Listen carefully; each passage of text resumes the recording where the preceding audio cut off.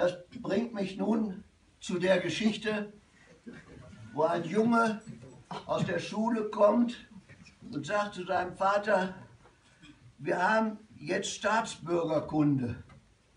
Kannst du mir mal erklären, was Politik ist? Ja, sagt der Vater, okay, also pass mal auf. Ich bringe das Geld mit nach Hause, ich bin das Kapital. Deine Mutter verwaltet das Geld und gibt es auch wieder aus. Deine Mutter ist die Regierung. Der Großvater, der noch hier bei uns lebt, der passt auf, dass alles mit rechten Dingen zugeht. Das ist die Gewerkschaft.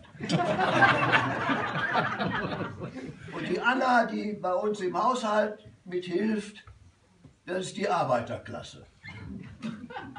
Und für wen tun wir das? Für dich. Du bist das Volk. Und dein kleiner Bruder, der noch in Windeln liegt, das ist die Zukunft. Hast du das verstanden? Ja, sagt er, ich glaube, der Junge, ich muss da noch mal drüber schlafen. Nachts wird der Junge wach, weil sein kleiner Bruder in die Windeln gemacht hat und schreit. Und da steht er auf und geht zu seinen Eltern ins Schlafzimmer. Da liegt aber nur seine Mutter und die schnarcht und die schläft so fest, dass er sie gar nicht wach kriegt.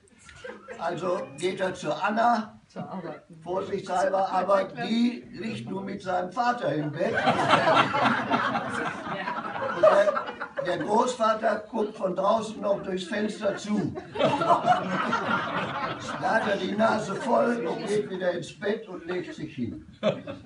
Am nächsten Morgen am Kaffeetisch sagt sein Vater, hast du nur begriffen, was Politik ist?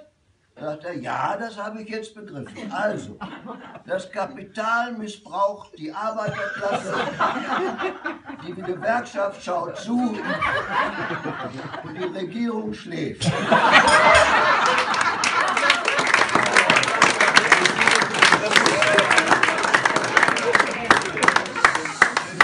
Das Volk wird ignoriert und die Zukunft liegt in der Scheiße.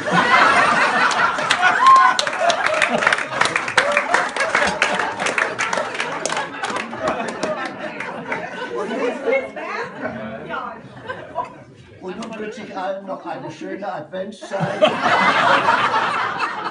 Alles Gute zum neuen Jahr und ich freue mich auf einen schönen Abend mit euch.